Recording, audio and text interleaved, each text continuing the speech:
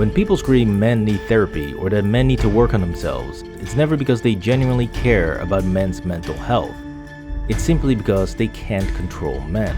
No longer have I accepted the standard of dating someone who hasn't gone to therapy. I no longer want to date or trust men that have not been to therapy. Like a year of court-mandated therapy and like 2 intro to feminism courses. Day 1 of tapering off of my antidepressants, and I'm so nervous but so excited. It's like everything got worse. I have been in therapy since I was 6 years old. My parents said we want her to be emotionally intelligent, and that I am. I never stopped going to therapy. I have been on Zoloft or sertraline since I was 16, and I've been on the highest dose, which is 200 milligrams. So I'm on an SSRI, really high dose, and then Vyvanse also affects your serotonin levels. I've been taking sertraline for my anxiety for 4 weeks now. Something's funny, I laugh until I cry. I'm angry, I cry. I feel everything so intensely. I don't even want to feel anything anymore. Go to therapy. My mood has been so low. I've had no motivation. There needs to be a section on dating apps that says, have you been to therapy? And I've been struggling with the smallest of tasks, like even having a shower.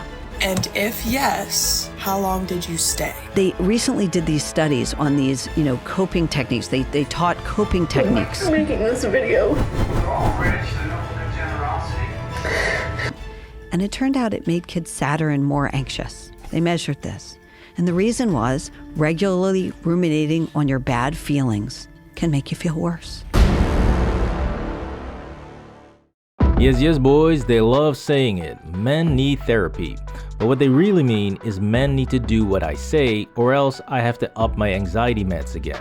So we decided to up my dosage just by 5 milligrams. I just increased my medication, moved up to the 20 milligrams. And within an hour of taking it, I was throwing up. I'm gonna give it a couple weeks, figure it out, take some Zofran with it. I started at 25 milligrams, 25, then 50, then 75, then 100, until I got to 200 milligrams. My God, it is a true epidemic of biblical proportions out there, with millions of young women not only in therapy, but also hooked on a whole host of anxiety meds, ADHD meds, and weight loss meds, which is obviously a perfect cocktail for disaster. So I'm on an SSRI, really high dose, and then Vyvanse also affects your serotonin levels. So when you combine them, for me, not good.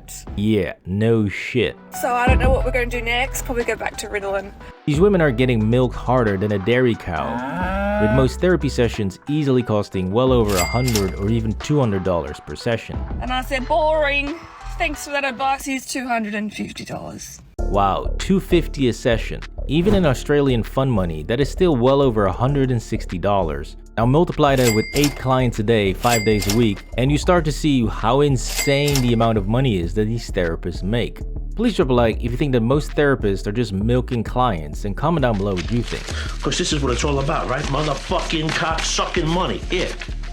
So it's no wonder that TikTok is absolutely flooded with people telling you you need therapy. And what a coincidence, they all just happen to sell that. I'm a therapist who just got out of therapy, and as a therapist in therapy. Is it normal to go to therapy every week? I'm a therapist, so let me tell you, it is totally normal to go to therapy every single week. But before we dive into this messed up and corrupt world that is therapy and anxiety medication, I must make a few things very clear. First up, 99% of therapists are absolute clowns who don't know what the hell they're doing, and you should never let them work on your mental health. If you're feeling anxious too, you can pop along with me. Even though I am feeling anxious and I'm frustrated at myself for feeling this way, you don't feel anxious. This is not at all how I feel. I know that anxiety is not actually that wrong. Yep, she's an actual therapist with paying clients, but we'll get to her in a sec. Because second, therapy is mostly a pseudoscience that only in very specific situations and for very specific cases can actually help to treat people, but only when it's done by solid experts with decades of experience. I just went to my first therapy session because the demons finally won. I found this girl, we jumped on a call, and I really liked her. Like, we got along immediately.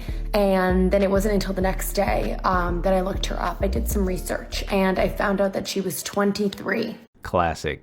And 3, most importantly, in order to be an effective therapist and provide real benefits to clients, You actually need to be an exceptional human being with an extraordinary mind, which is almost never the case for 99% of therapists out there. I am feeling a little more anxious this evening, so I'm just noticing that.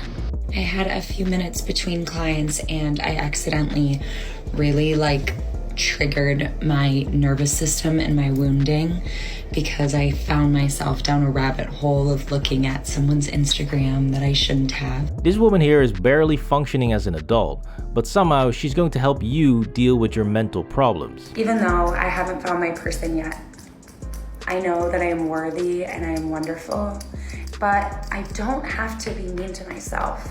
Right. It is clear that we are living in a world where anxiety is the new in vogue word, and everyone tries to convince you that it's somehow the worst thing ever to have, when in reality, you need anxiety. It actually keeps you safe, since anxiety keeps you engaged and thinking about potential dangers. However, just like breathing in oxygen and expelling carbon dioxide, it is perfectly normal, but hyperventilating is a complete disaster. But if you're the kind of person that gets really overwhelmed by a text message, so I'm getting my hair done, I have oils in my hair, I literally start to get anxiety. Numbing down your anxiety with these meds or constantly reflecting over and over again about how anxious you are and how every little thing gives you more anxiety is only going to make your life miserable. With all of these meds and all of this therapy available, when have you ever heard a therapist tell you that they've cured all these patients? If you ask a real doctor, they can give you precise stats on how many patients they've had and how many were cured, even telling you how many died and how long they lived before they died. However, therapists can't do this because they have no idea. They almost never actually cure someone. That it's sometimes polluted by scientific fraud, where data, analyses, conclusions, and even research participants have been created out of thin air. They simply don't exist. And patients simply stop coming because either it's not working or they run out of money. Not to mention the fact that millions of people end up worse than they were before going to therapy. You should not be in therapy for an extended period of time, and I'm a therapist that's saying this. I'm Dr. Joseph Witt-Doering, and I run the world's largest practice dedicated to helping people come off psychiatric medications. Psychiatric medications, these are not a cure. They do not fix any kind of chemical imbalance. This is just marketing slogans, not scientific fact. In fact, the way these drugs work, every single one of them, is by masking the symptoms that the person is experiencing. And so the women screaming men need therapy don't actually care about men's mental health. They are simply frustrated that the men they are interacting with don't do what they want. We are living in a gynocentric world that views everything that women want to feel and do as perfect, while at the same time they despise how men want to feel and behave and dismiss this as toxic and evil. These people preach about compassion and empathy, but completely fail to understand that men's and women's biochemistry is totally different, which means that we want to interact in this world in a different way. We don't want to form friendships the same way women form friendships, and we don't want to interact with each other the same way women do. Many men can easily sit together and stare at a lake for hours and have the best time ever, while most women want to fire off 500 words per second and have a good crying session. I love crying. Crying could be a way to experience more joy. Crying is actually really, really good for you. Because I cry every single day of my life. And so most of these clowns on platforms like BetterHelp or TikTok will not actually help you. So I was a therapist on BetterHelp for about 3 months. BetterHelp encourages therapists to have up to 50 clients in a week. They need to do better. They really need to take care of their staff, take care of their clinicians, right? And not have to see 10 to 12 people in a day. That's crazy pants. The dirty little secret is, if you don't have a serious mental illness, such as wartime PTSD or being SA'd as a kid, then most therapy is a waste of time and money, and you are simply the perfect client for 99% of these charlatans. Also, the incentive is for therapists to treat the least sick for the longest period of time. That's the incentive. Because you don't want the schizophrenic patient who really needs you. Right. They're really hard to treat, right? You don't want the bipolar patient. Right. Some people will refuse to see those patients. See, they're great at holding your hand and making you feel all warm and fuzzy inside, but in terms of actually solving serious issues, forget about it. And the reason for that is actually really simple. You see, real science is based on two fundamental principles: repeatability and reproducibility. And especially the social quote-unquote sciences have struggled with this for centuries. In fact, it is well known in psychology specifically that 40 to 50% of all studies cannot be replicated, and this number is only increasing. So for a long time, especially in psychology and in life sciences, people were just like, I would do a study, I would report whatever I want to report in a paper, but in reality, this was just a fluke, and no one is going to replicate it. So people are going to base their work off of my fluke. 270 scientists from the reproducibility project Psychology took on a huge task: rerun 100 studies that had been published in 3 important psychology journals. And by 2015, they had replicated all 100. And of those 100 replications, only 36% resulted in any significant results. And for that 36% that were replicated, the effect sizes were on average half of what was originally reported. So not only can results of psychology studies often not be verified, but there's no real motivation to do so. But the problem gets even worse since psychology has a major problem that's never even mentioned, and that is the problem of calibration. You see, when you measure anything such as distance, speed, voltage, or temperature, you need good instrumentation that is carefully calibrated. And when you start messing around a person's brain, you definitely need to make sure that your instruments can be trusted to give you perfect results. Well, in therapy, the instrument that you're using is another person's brain, such as this one. I have been on Zoloft or sertraline since I was 16, and I've been on the highest dose, which is 200 milligrams. Or this one.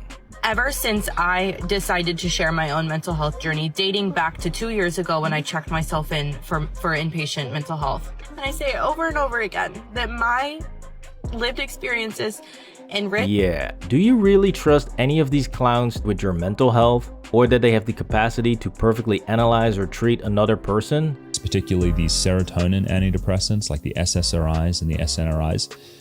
They can cause a condition called tardive dysphoria, where long-term people will start to develop this feeling of being very blunted, having low motivation, some cognitive impairment, and high background anxiety. I have been on Zoloft or sertraline since I was 16. Hell no.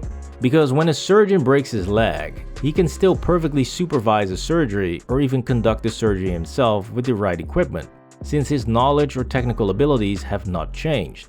However, an individual who breaks their brain is in no place to treat or even analyze another person, since clearly their instrument is no longer perfectly calibrated to measure correctly. And this problem becomes clear when you see that most of these therapists can't even separate simple things such as politics from their sessions. Therapy shouldn't be political. Therapy is political because no matter what you try to do, there is a world outside of your therapy room. One of the most violent things in the field of mental health therapists can do is continue to remain apolitical or have a neutral stance. If you get shot and start bleeding on the streets, you do not care what politics the doctor has that saves you. You just want to live. And the same holds true for anyone dealing with serious mental issues. You simply want to get rid of them and stop suffering.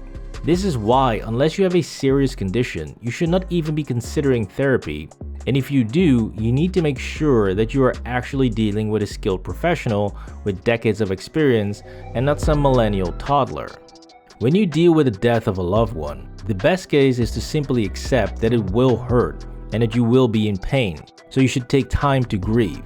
You can cry, you can curse, or you can vent your anger in any other way, but after a few weeks, you will need to move on and accept the fact that this pain may never fully go away. That is simply life. There's not a single animal on this planet that's immune to death, and many of them have strong social bonds, which makes losing a family member hurt just as much. But they do not have decades of therapy sessions or heavy doses of medication to deal with it.